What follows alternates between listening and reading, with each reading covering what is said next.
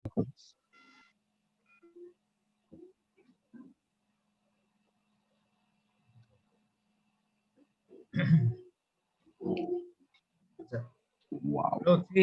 Board. Classification of brick, বিভিন্ন টাইপের যে ক্লাসিফিকেশন আছে, first class brick, second class brick, third class brick, এই মানে বিভিন্ন টাইপের ব্রিকের হচ্ছে প্রপার্টি গুলো দেখা স্টার্ট করছিলাম। তো ফার্স্ট ক্লাস ব্রিকের কি কি প্রপার্টি আমরা দেখছিলাম আপনাদের মনে আছে? যে একটা খুব ভালো কোয়ালিটির ব্রিকের ফার্স্ট ক্লাস ব্রিককে হচ্ছে কি বলে, এস গ্রেড ব্রিকও বলে। এটাও বলছিলাম যে ফার্স্ট ক্লাস ব্রিকের গ্রেডটা হচ্ছে কি এস গ্রেড। আপনারা যেরকম অনেক ভালো রেজাল্ট করলে আপনাদের মানে হাইয়েস্ট গ্রেডটা আপনারা কি পান, এ প্লাস পান, সেরকম হাইয়েস্ট গ্রেড বা highest plus.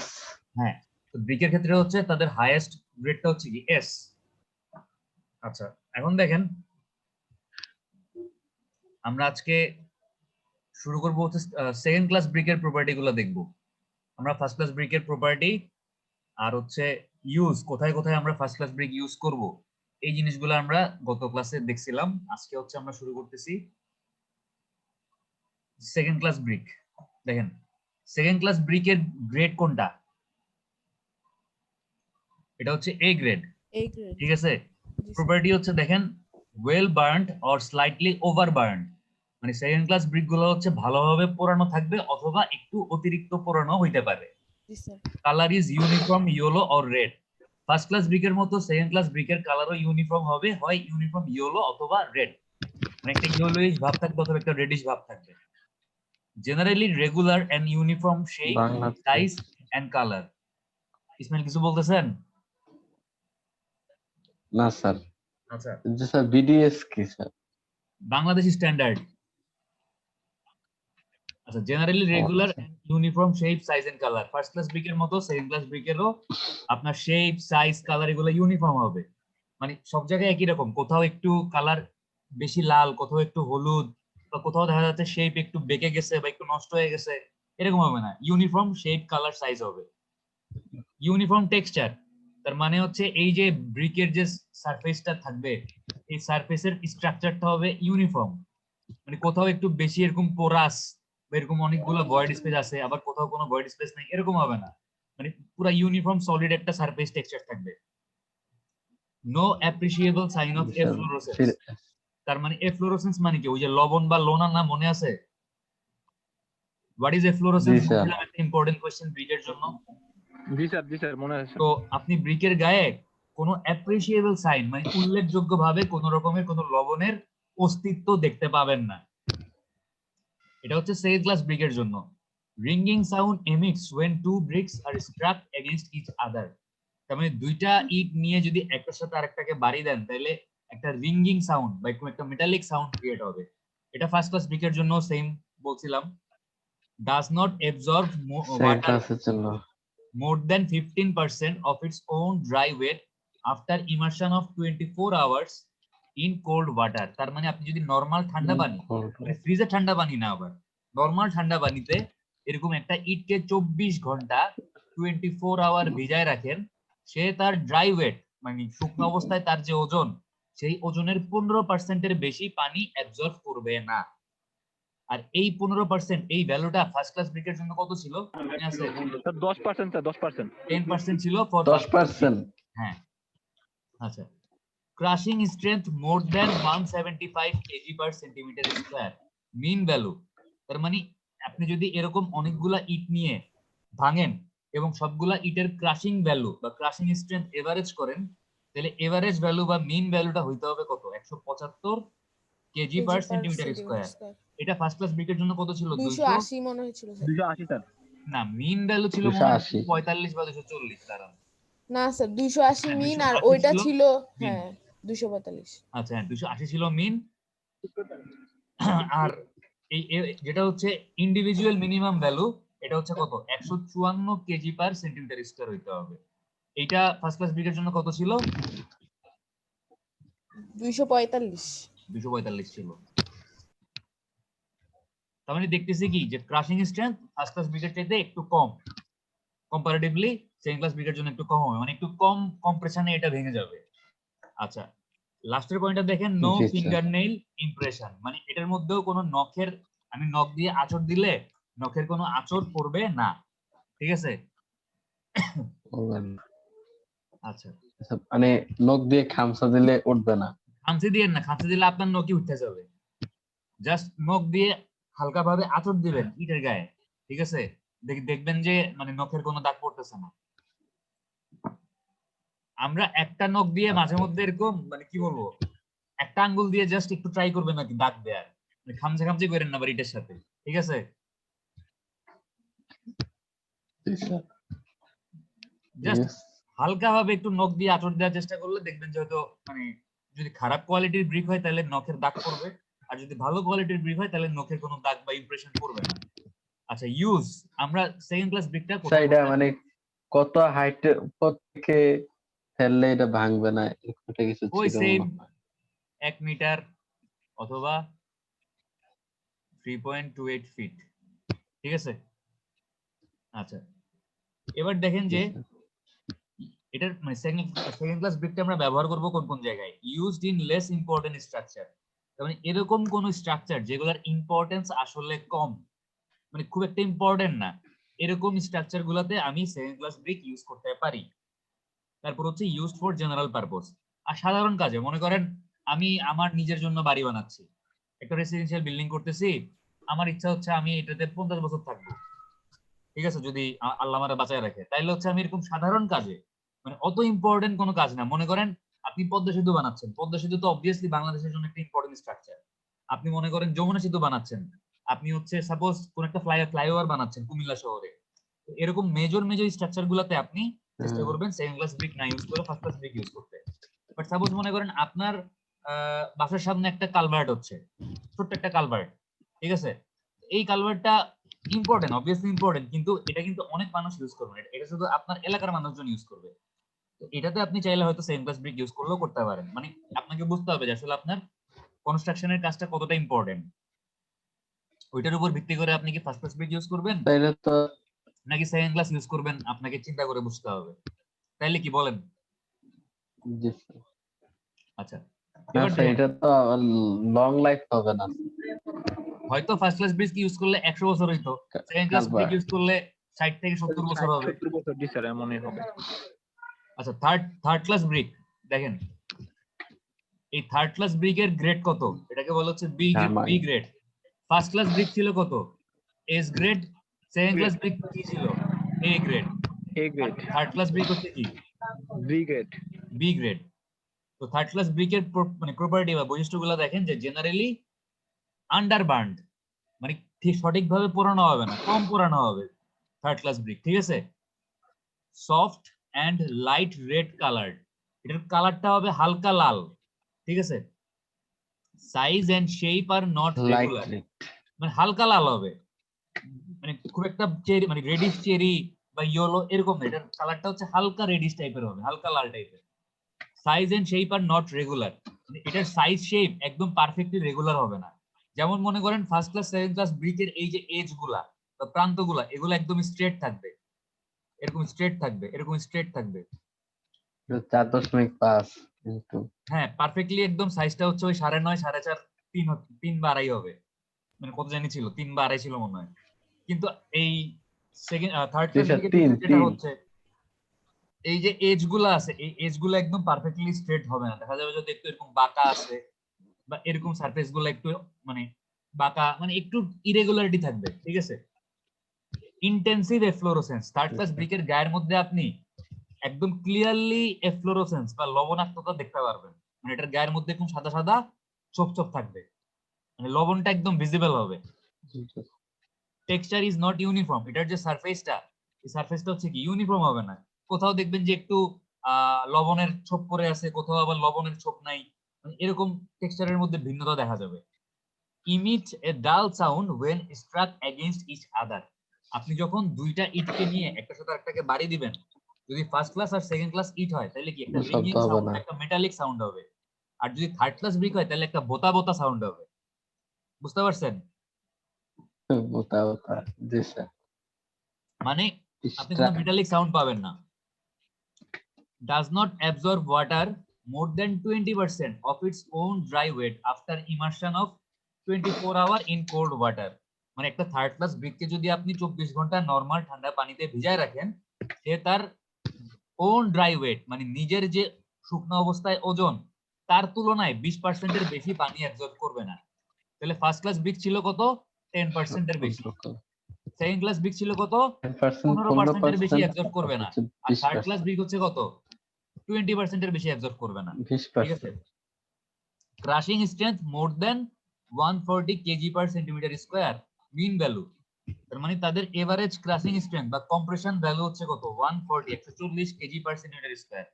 And individual minimum value হচ্ছে কত? 105 কেজি পার সেন্টিমিটার স্কয়ার। এই দুইটা ভ্যালু যা হচ্ছে কি সেকেন্ড ক্লাস ব্রিকের তুলনায় আরো কম। ফার্স্ট ক্লাস ব্রিকের তুলনায় কম্প্রেশন ভ্যালু সেকেন্ড ক্লাস ব্রিকের ছিল কম, বাট থার্ড ক্লাস ব্রিকের কি সেকেন্ড ক্লাসের চাইতে আরো কম। ঠিক আছে?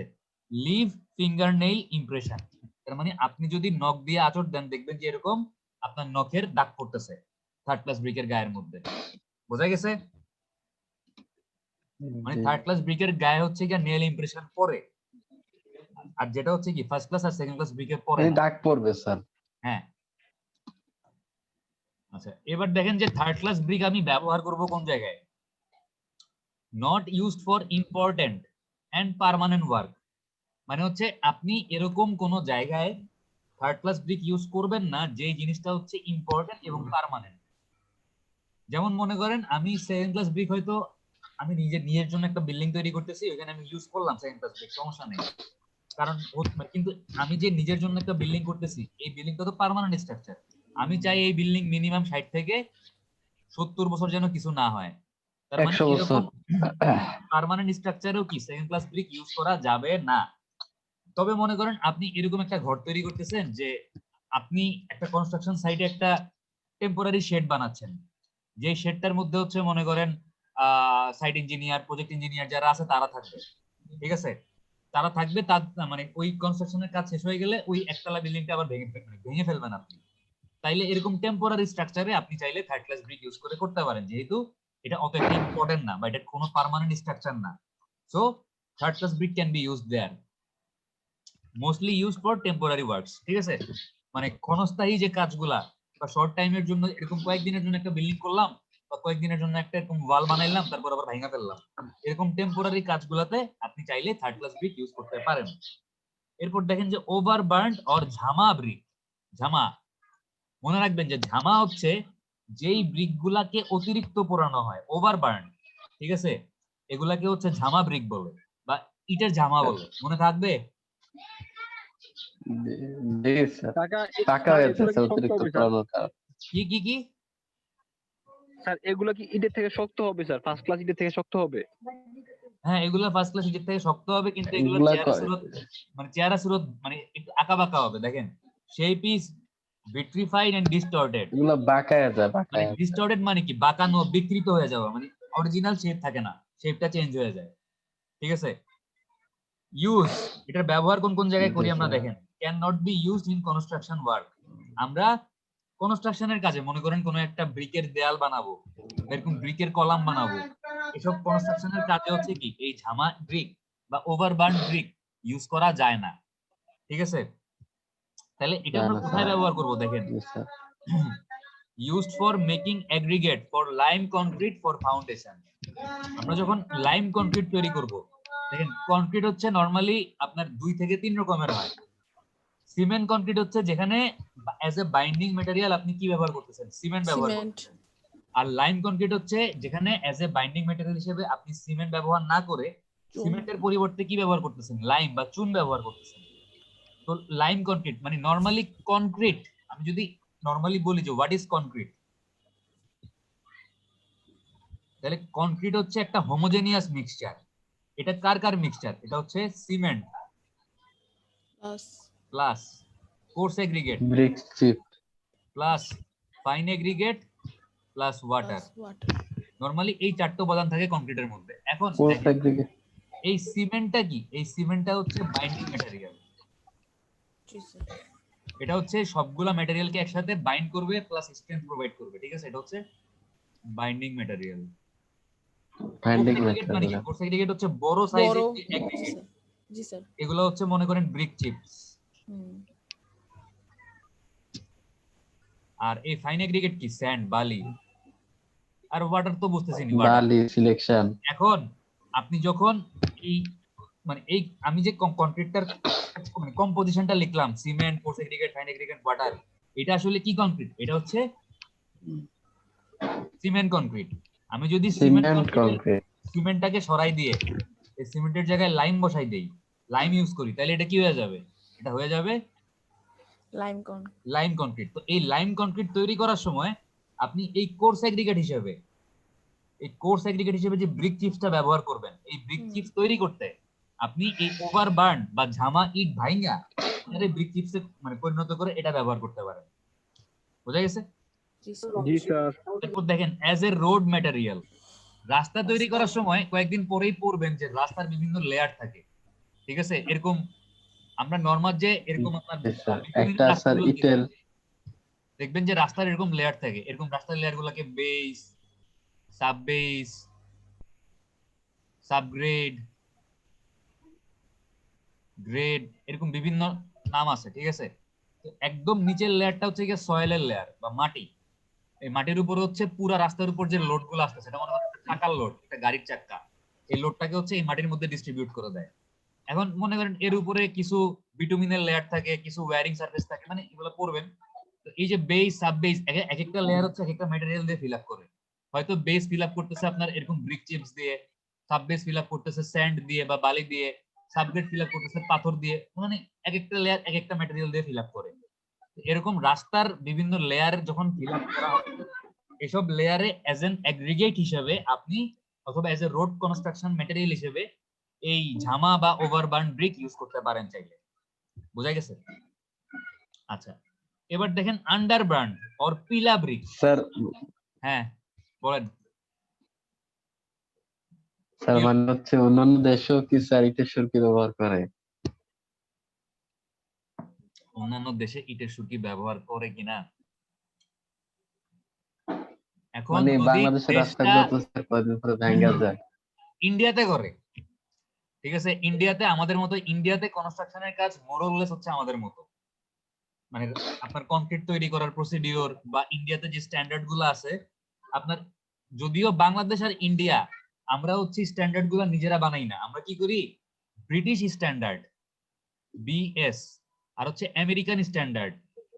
আমেরিকাতে আপনার দুইটা এরকম টেস্টিং স্ট্যান্ডার্ডের অর্গানাইজেশন আছে, একটা হচ্ছে এসিআই আমেরিকান কনক্রিট ইনস্টিটিউট, আর একটা হচ্ছে ASTM American standard for testing material, মানে American standard of testing material. আমরা হচ্ছে এই তিনটা কোড বা এই তিনটা গাইডলাইন কপি করে ওই ইন্ডিয়ানরা তাদের গাইডলাইন বানায় ফেলে, আমরা আমাদের গাইডলাইন বানাই ফেলি কপি করে, ঠিক আছে? তো এখন বাইরের দেশগুলোতে আসলে ইট ইউজ হয় কিনা মনে হয় না, আপনার ইউরোপিয়ান কান্ট্রি বা মনে হয় না, আসলে না, হয় হয় হয় হয় হয় বাইরের দেশেও ইট ইউজ হয়। হ্যাঁ, আপনি যদি আমেরিকা মানে কয়েকটা ভিডিও দেখেন বা আমেরিকার কয়েকটা এরকম যারা ট্রাভেল ব্লগার বা আমেরিকাতে এরকম কিছু ভিডিও দেখবেন যে যারা আমেরিকান সিটিজেন তারা হচ্ছে ইন্ডিয়ান কিছু মানুষজন আমেরিকাতে মানে বাড়ির দাম কত, কত লাখ টাকায় বা এরকম কত মিলিয়ন ডলারে বাড়ি বিক্রি হচ্ছে, কোন এলাকায় কত টাকায় বাড়ি বিক্রি হয়, এরকম কিছু ভিডিও বানায়। ওই ভিডিওগুলো দেখলে দেখবেন যে কিছু বললেন কেউ? জি স্যার, ব্লগ করে বলছি, এরকম ব্লগ করে ইন্ডিয়ান কিছু ব্লগার, তো দেখবেন যে ওইখানে বাড়িগুলা যে দেখায়, বাড়ির একদম মানে আউটলুক কেমন, মানে ভিতরে কিরকম ডেকোরেশন সবগুলো একদম ঘুরায় ঘুরায় দেখায়। দেখবেন যে বেশিরভাগ বাড়ি হচ্ছে আমেরিকাতে ব্রিক এক্সপোজড, মানে ইট গুলা হচ্ছে আপনার দেখা যায়, মানে মেশিন মেড ব্রিক ইউজ করে। তো অবভিয়াসলি আমেরিকা তো ব্রিক প্রডিউস হয়, আর প্রডিউস না হইলেও মানে যেখানে প্রডিউস হচ্ছে না এখানে হয়তো বাইরে থেকে আনতেছে, সবখানেই ব্রিক ইউজ হচ্ছে আসলে, কারণ আপনি অটো ব্রিক্স বলতে, অটো ব্রিক্স এর কথা বলতেছেন? হ্যাঁ মেশিন মেড ব্রিক বলে এগুলোকে। আপনি যদি কি বলবো, আপনি যদি ইটের বদলে পাথর ইউজ করতে যান আপনার কস্টিং অনেক বেশি পড়বে।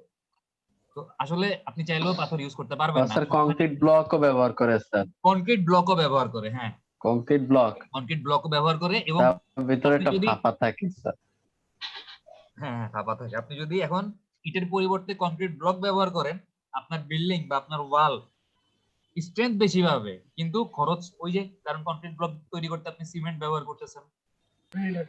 স্যার এটা কোশ্চেন ছিল স্যার, করব? হ্যাঁ বলেন বলেন বলেন। স্যার কোশ্চেনটা হলো যদি আমরা স্যার কনক্রিট গুলো স্যার ইউরোপ কান্ট্রিতে এমন কোন কান্ট্রিতে করি যে রাস্তাতে স্যার তুষারপাত হয়, হ্যাঁ, বা ঠান্ডা অতিরিক্ত থাকে, তখন হ্যাঁ। স্যার যে আপনি যে বললেন স্যার কংক্রিটের ভিতরে যার অ্যামফোরসিস বা ওই যে লবণাক্ত ভাবটা চলে আসে, মানে হ্যাঁ, ওইটা কি হওয়ার সম্ভাবনা থাকে কিনা, মানে ওই যেসব মুহূর্তে আমরা কি জায়গায় করতে পারি? বরফ পড়ে ওইখানে হচ্ছে ওই যে বলছিলাম freezing and thawing, ji sir. মানে একবার হচ্ছে কনক্রিটের ভিতরে যে পানিটা আছে, যে ময়েশ্চারটা আছে, এটা একবার কি হবে, একবার বরফ হবে, একবার আরেকবার পানি হবে। পানি হবে। তো এখন এই ফ্রিজিং এন্ড এটাকে সেভ থয়িং, করার জন্য মনে হয় স্যার ভিটামিন লেয়ারটাতে আছে। আল্লাহ, রাস্তার মধ্যে যেন পানি না ঢুকে এজন্য রাস্তার উপরে বিটুমিনের লেয়ার বা এরকম ধরে নিলাম যে বিভিন্ন জিনিসপত্র দিচ্ছে। এখন কোশ্চেনটা হচ্ছে রাস্তা না, মনে করেন আপনার বিল্ডিং তো কনক্রিটের তৈরি।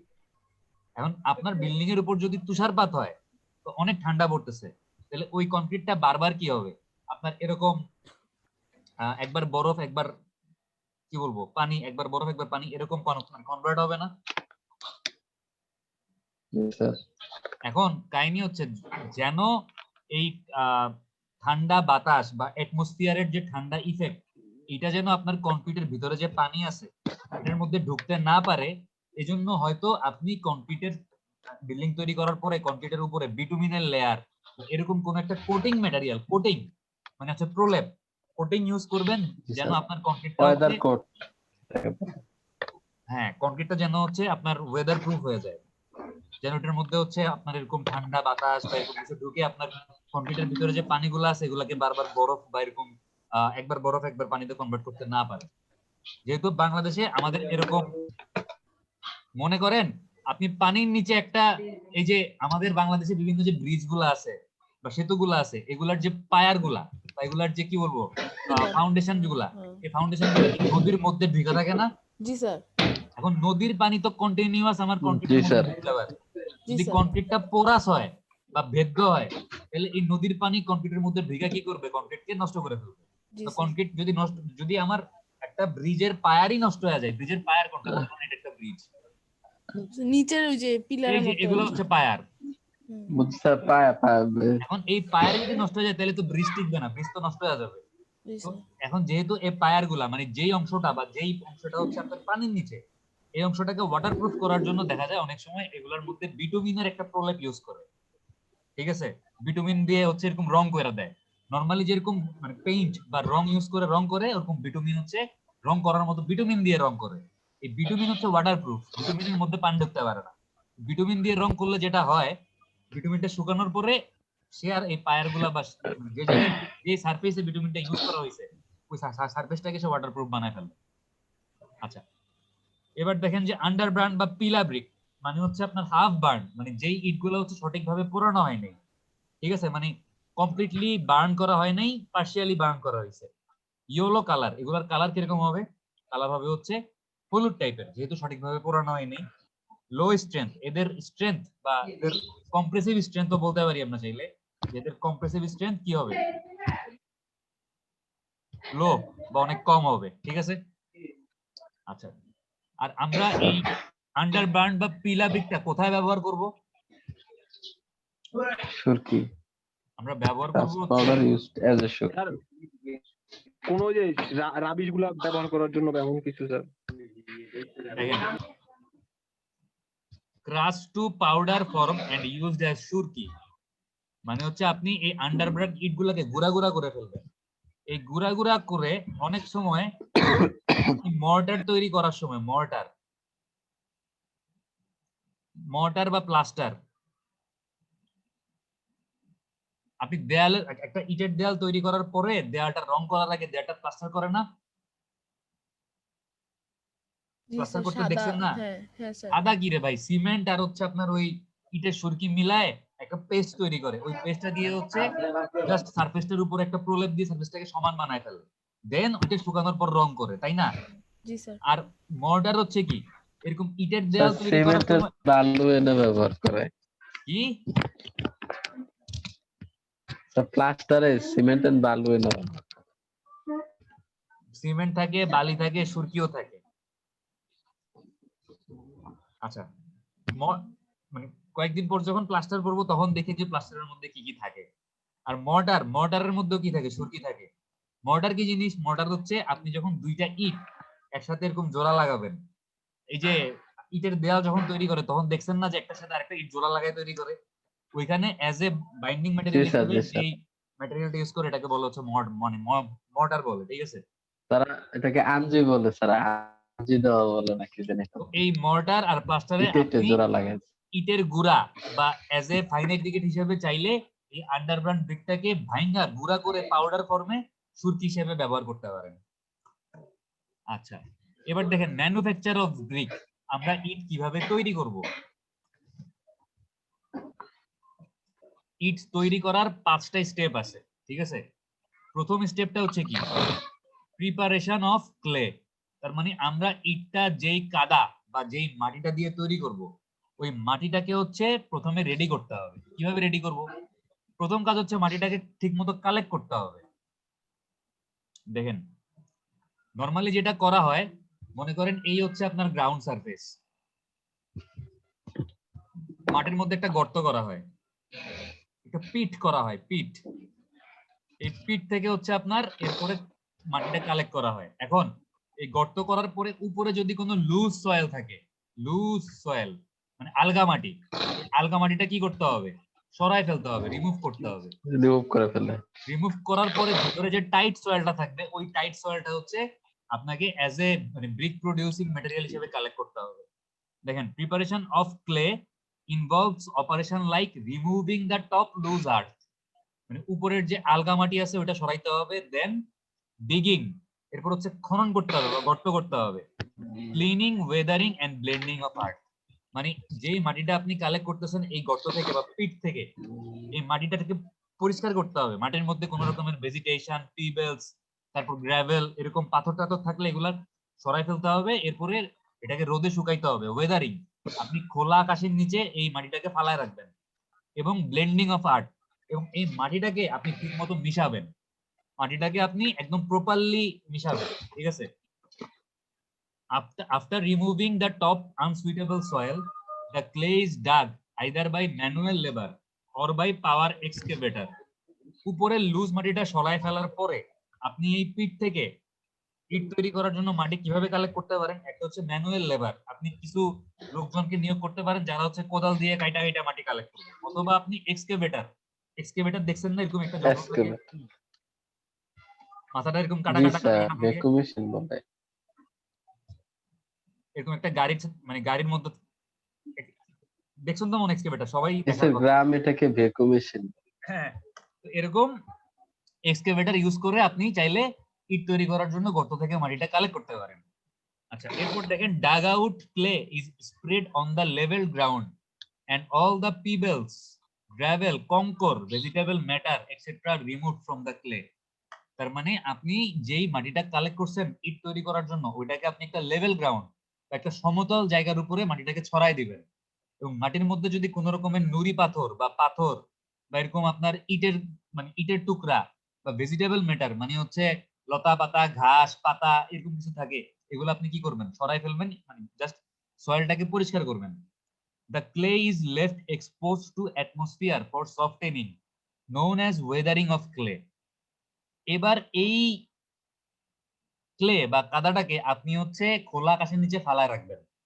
কেন? নরম হওয়ার জন্য, এটা যেন বৃষ্টিতে ভিজে বা এরকম মানে আপনার ওয়েদারিং অ্যাকশন, পানি অ্যাবজর্ব করে কি হইতে পারে? নরম হইতে পারে। এবং এই প্রসেসটাকে বলা হচ্ছে ওয়েদারিং অফ ক্লে, ঠিক আছে? তারপর দেখেন digging the earth before rain is advantageous as full monsoon can be utilized for weathering. বর্ষাকাল শুরু হওয়ার আগেই এরকম গর্ত করে মাটিটা কালেক্ট করে ফেলা হচ্ছে সুবিধাজনক, কারণ সেই ক্ষেত্রে পুরা বর্ষাকালটাই আপনি ওয়েদারিং করার কাজে ব্যবহার করতে পারেন। মানে আপনি মানে আপনি আপনার এই যে ক্লে তৈরি মানে ব্রিক তৈরি করার জন্য যে ক্লেটা, এই ক্লেটাকে মনে করেন এরকম একটা সমান জায়গার মধ্যে বিছায় রাখছেন, এটা একবার বৃষ্টিতে ভিজবে আবার কি রোদে শুকাবে, একবার ভিজবে রোদে শুকাবে, এরকম হইতে হইতে এটা একসময় দেখবেন যে নরম পেস্টের মতো হয়ে গেছে। তো এই অ্যাকশনটাকে বলা হচ্ছে ওয়েদারিং অ্যাকশন বা ওয়েদারিং প্রসেস বা ওয়েদারিং, এই প্রসেসটাকে ওয়েদারিং বলে। তো যদি আপনি বর্ষাকালের আগেই এই গর্ত থেকে মাটিটা কালেক্ট করে এরকম বিছায় রাখতে পারেন, তাহলে যেটা হবে পুরো বর্ষাকালটা আপনি ওয়েদারিং এর কাজে ব্যবহার করতে পারবেন।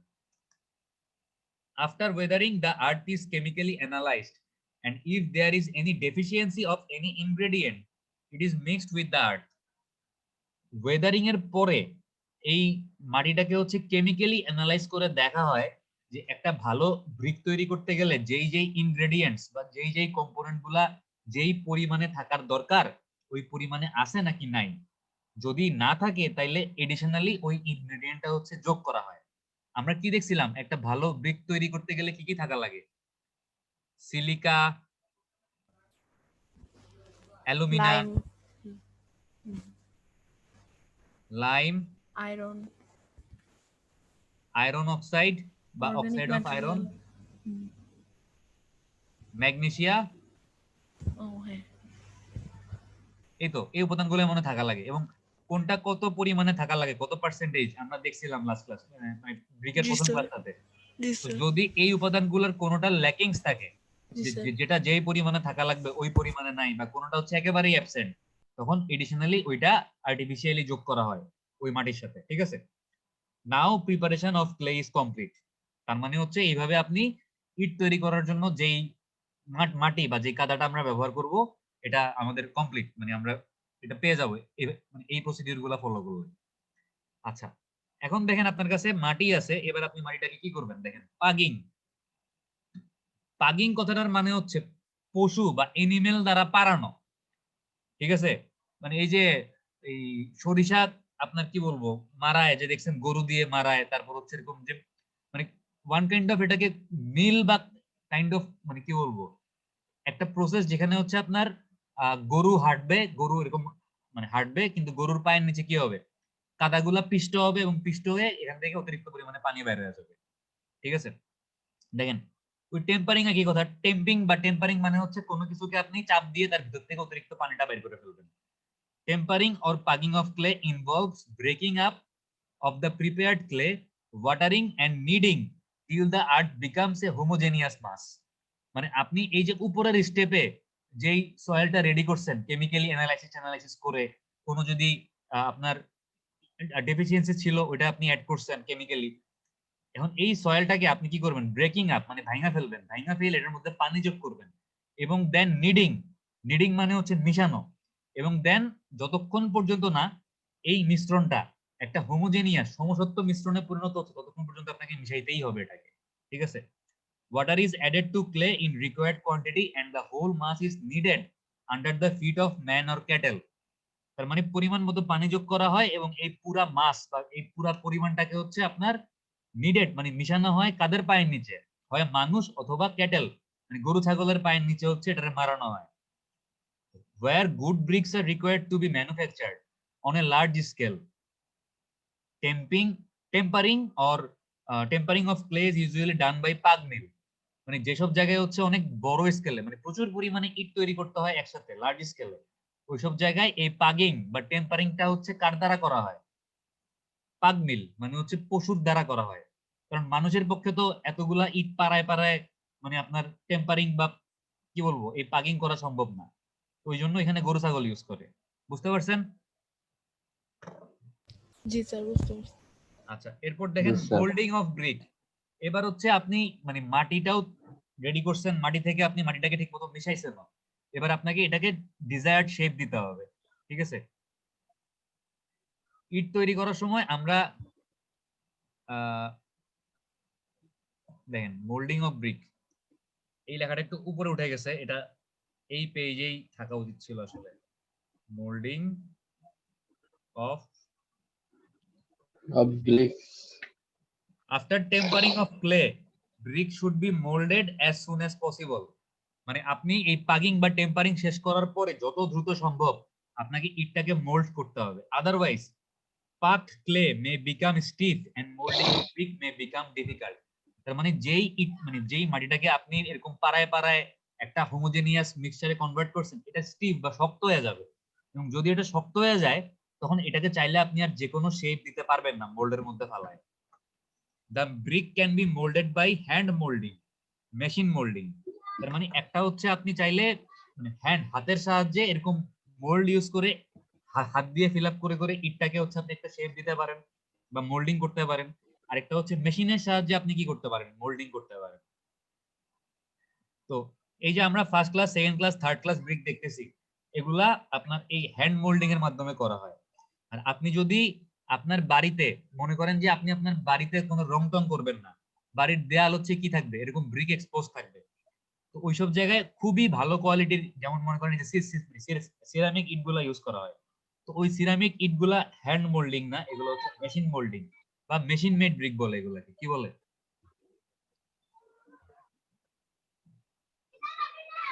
Without plaster. এগুলাকে মেশিন মেড ব্রিক বলে। আচ্ছা, moulds are rectangular boxes without any top and bottom, they may be made of steel or timber.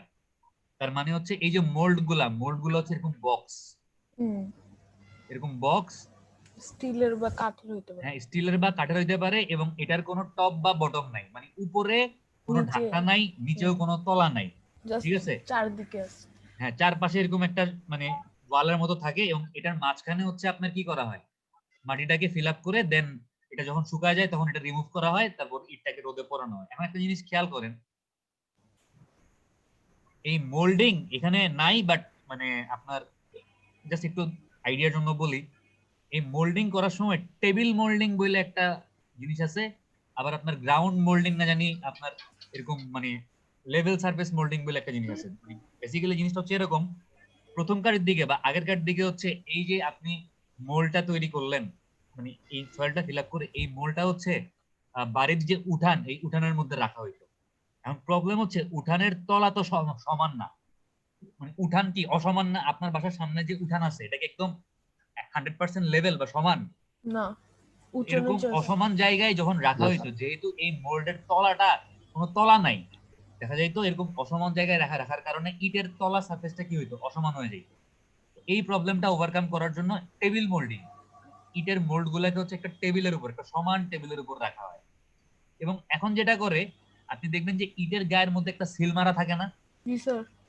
ওই সিলটা হচ্ছে এই জি মোল্ডের স্যার। তলায়, আপনার তলার মধ্যে আসলে একটা সারফেস থাকে, তলাটা আসলে এরকম মানে খোলা থাকে না, তলার মধ্যে একটা সারফেস থাকে, আর ওই সারফেসের গায়ের মধ্যে ডায়াসের মতো কিছু একটা লেখা থাকে। তো আপনি যখন ইট মানে মাটিটা এখানে ফেলতেছেন, মাটির মধ্যে অটোমেটিক ওই কোম্পানির ছাপ বা ওই কোম্পানির নামটা বসে যায়। আচ্ছা, তো অনেক সময় স্যার এক একটা ইটের সাইজ এক এক রকম হয় স্যার। ওটা হচ্ছে স্যার 9 ইঞ্চি, আবার থিকনেস তো স্যার কমে যায়। তো কিন্তু এটা কি আমাদের স্যার টার্গেট বিভিন্ন হচ্ছে শেপের স্যার? আমরা স্ট্যান্ডার্ড সাইজ যেটা জানি, আমরা কনস্ট্রাকশনের কাজে যখন ওয়াল তৈরি করব বা কোন রকমের কংক্রিটের এরকম আপনার সরি ব্রিকের কলাম টলাম তৈরি করব, তখন আমরা স্ট্যান্ডার্ড যে সাইজটা 9.5, 4.5 আর কত 3, 3। আমরা 3। এটাই ইউজ করব, এবং এটাই হচ্ছে একটা স্ট্যান্ডার্ড ব্রিকের সাইজ। আচ্ছা, এখন এরপর দেখেন আপনি হচ্ছে মোল্ডিংও করে ফেলছেন, এবার আপনার কাজ কি, এটারে শুকাইতে হবে, ড্রাইং অফ ব্রিক, ঠিক আছে? Wet brick have to be dried before they are fed for burning in the kiln. kiln মানে কি বলছিলাম, চুলা বা চুল্লি। আপনি যে ইটটাকে মোল্ড করছেন, এই ইটগুলাকে হচ্ছে চুলার মধ্যে ঢুকানোর আগে শুকাইতে হবে রোদে। কেন শুকাইতে হবে দেখেন, the objective of drying bricks are to remove as much as moisture from the brick as possible so as to save time and fuel during burning. আপনি যদি ইটটাকে প্রপারলি রোদে না শুকান, তাহলে ইটের মধ্যে কি থাকবে, ময়েশ্চার থাকবে বা পানি থাকবে। যখন আপনি চুলার মধ্যে এই ইটটাকে পোড়াবেন, যদি ইটের মধ্যে পানি থাকে, তাহলে পোড়াইতে বেশি পরিমাণে জ্বালানি বা ফুয়েল লাগবে না, এবং বেশি টাইমও লাগবে, কারণ ওই পানিগুলা আগে জি হচ্ছে স্যার। পুড়ে বাষ্পীভূত হয়ে উঠতে হবে, দেন হচ্ছে ইট পুড়বে। আপনি যদি ইটের মধ্যে যে অতিরিক্ত পানি আছে, এই পানিগুলাকে রোদের মধ্যে শুকায় আগে থেকেই রিমুভ করে ফেলতে পারেন, তাহলে আপনার ইট গুলাকে পোড়াইতে ফুয়েল বা জ্বালানিও কম লাগবে, টাইমও কম লাগবে। এজন্য ইটটাকে ভালো মতো আগে রোদে শুকাইতে হবে। To avoid the chances of cracking and distortion of brick during the burning, আপনি যদি ইটগুলাকে ঠিকমতো রোদে না শুকান, তাহলে পোড়ানোর সময় ইটের গায়ের মধ্যে এরকম ক্র্যাক ফর্ম করতে পারে, দেখতে পারেন যে এরকম ইটের গায়ের মধ্যে কি হইছে, ফেটে গেছে বা ফাটল দেখা দিছে, এবং ইটগুলা ডিস্টর্টেড মানে ইটের চেহারা স্বরূপ বিকৃত হয়ে গেছে, ঠিক আছে? তো এরকম ক্র্যাকিং এবং ডিস্টরশন অ্যাভয়েড করার জন্য ইউ হ্যাভ টু কি বলবো আপনাকে ড্রাই দা ব্রিক আন্ডার ওয়েদার, মানে প্রপারলি আপনাকে ইটগুলোকে রোদে শুকাইতে হবে খোলা আকাশের নিচে under atmospheric action to increase the mechanical strength of the brick so that they can be handled and stopped without any damage to the brick. তার মানে হচ্ছে আপনি যখন মানে মেকানিক্যাল স্ট্রেংথ মানে হচ্ছে ইটের কম্প্রেশন নেওয়ার ক্ষমতা বা ইটটাকে আমি ফালাইলে যেন না ভাঙে, মানে এরকম এটাকেই বলে হচ্ছে মেকানিক্যাল স্ট্রেংথ। তো ইটের মেকানিক্যাল স্ট্রেংথ কেন বাড়ানো মানে মানে আমি কেন বাড়ানোর চেষ্টা করতেছি, কারণ ইটটাকে যখন আপনি হ্যান্ডেল করবেন ইটটাকে এরকম স্টক বা এরকম পাইল এরকম একটার উপর আরেকটা ইট সাজায় রাখা হয় না। জি স্যার, স্টার্ট দেওয়া হয়। যদি ইটের মেকানিক্যাল স্ট্রেংথ কম হয় তাহলে এরকম ইট হ্যান্ডেল করার সময় নাড়াচাড়া করার সময় দেখবেন ইট ভেঙে গেছে। নাড়াচাড়া করার সময় যদি ইট ভেঙে যায় তাহলে তো এটা দিয়ে আর আপনি মানে কারো কাছে বিক্রিও করতে পারবেন না, আপনি যেই পারপাজে এটা বানাচ্ছেন ওই পারপাজও ফুলফিল হচ্ছে না। তো যেন হ্যান্ডেল করার সময় ইট গুলাকে আপনার মানে যেটা হচ্ছে কাঁচা ইট মানে যেটাকে আপনি আগুনে পোড়ান নাই, এটা তো আসলে অত একটা শক্ত থাকে না, এটা তো নরম থাকে। এই নরম ইট যদি আপনি মানে কেউ মনে করেন ইট গুলাকে হাতে নিয়ে আপনার চুলার মধ্যে দিচ্ছে বা এরকম একটা মানে সামহাউ চুলার মধ্যে ঢুকাচ্ছে, এই হ্যান্ডেল করার সময় যেন না ভাঙে এজন্য হচ্ছে এই কাঁচা ইট গুলাকে রোদে শুকাইলে হয়তো একটু শক্ত হবে, তাদের মেকানিক্যাল স্ট্রেংথ বাড়বে। আচ্ছা, এই গেল আমার ড্রাইং অফ ব্রিক বা ইট শুকানোর উদ্দেশ্য। এখন দেখেন বার্নিং অফ ব্রিক, আমি ইটকে পোড়াবো। Burning of brick is very important operation, এটা হচ্ছে একদম লাস্ট স্টেপ। প্রথম স্টেপটা কি ছিল? প্রিপারেশন অফ কি?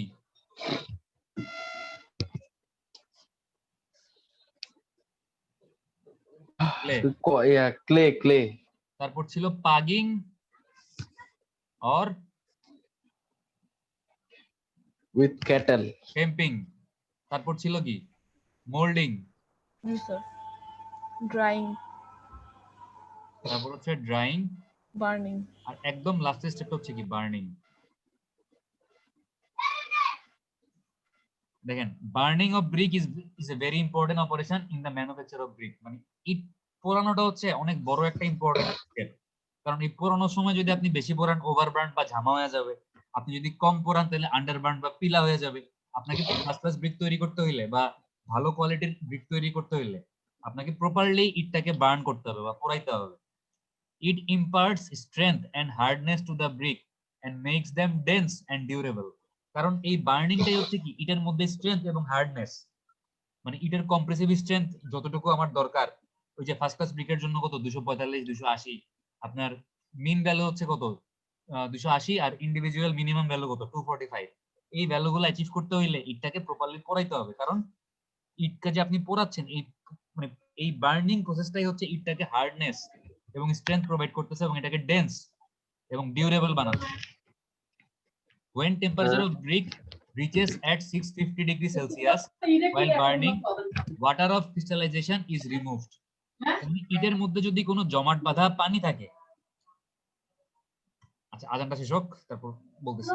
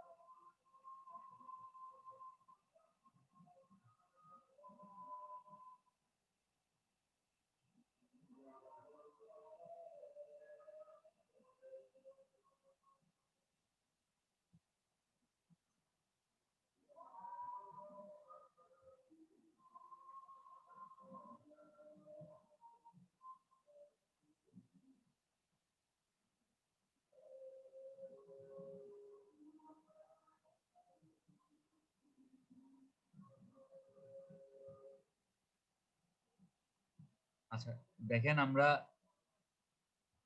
আরেকটু জাস্ট আজকে এই একটু পরে ক্লাস শেষ করে দিব, একটু দাঁড়ান, জাস্ট একটা টপিক পরে শেষ করে দিচ্ছি। দেখেন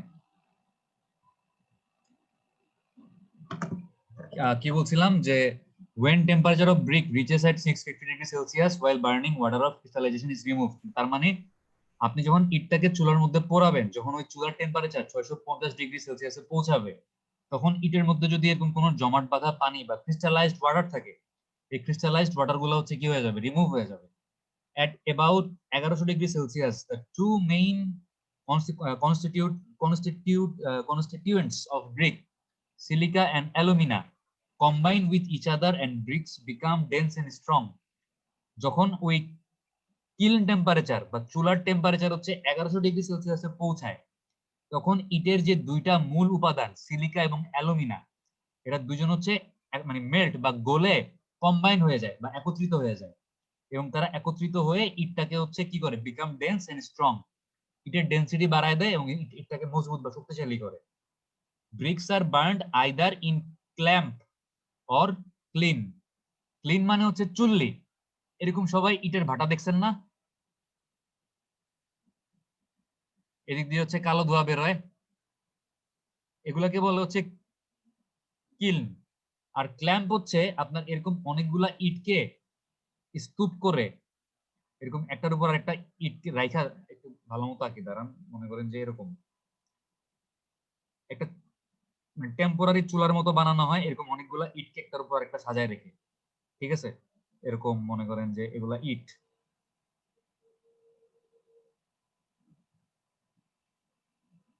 এরকম এটা কিন্তু পুরোটা ইটের একটা স্ট্রাকচার, মানে ইট দিয়ে তৈরি করা হয়েছে, এর ভিতরে হচ্ছে কি করে, এই কাঁচা ইট গুলাকে পোড়ায়, তো এটাকে বলে হচ্ছে ক্ল্যাম্প।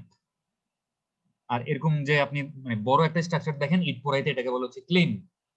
তো আমরা হচ্ছে নেক্সট ক্লাসে এরকম মানে ক্লিন ইউজ করে কিভাবে ইটকে বার্ন করা হয় বা পোড়ানো হয়, আমরা এই জিনিসটা দেখে আমাদের এই ব্রিক টপিকটা শেষ করব।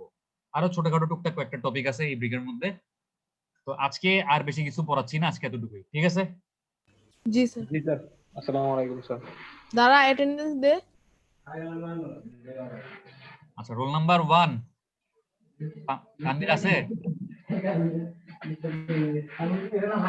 তানভীর মনে হয় নাই। তানভীর তো ক্লাসে আছে কিন্তু কথা বলে না কেন? তানভীর আমার কথা শুনতেছেন? Roll number 2 Ismail. Yes, sir. True না স্যার 3. 3 roll number 4 Faiz. জি sir. Roll number 6 Fahad. 6 Fahad bin Zaher. 7 Spandan. Yes, sir. 8 Shahparan. নাই স্যার। The 7 আছে। হ্যাঁ 7 দিছি। 9 মাহমুদুল ইসলাম। মাহমুদ আছেন? স্যার কি নাই আজকে?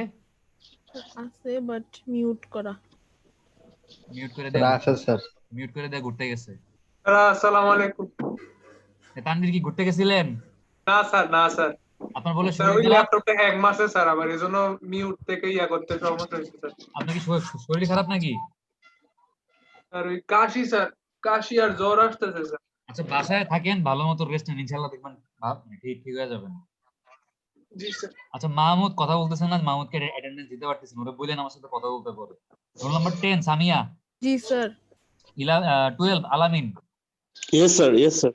আপনারও বলে শরীর খারাপ, আলামিন কি হয়েছে আপনার? স্যার একটু জ্বর স্যার, একটু হালকা পাতলা একটু জ্বর স্যার। আচ্ছা ইনশাআল্লাহ ঠিক হয়ে যাবে।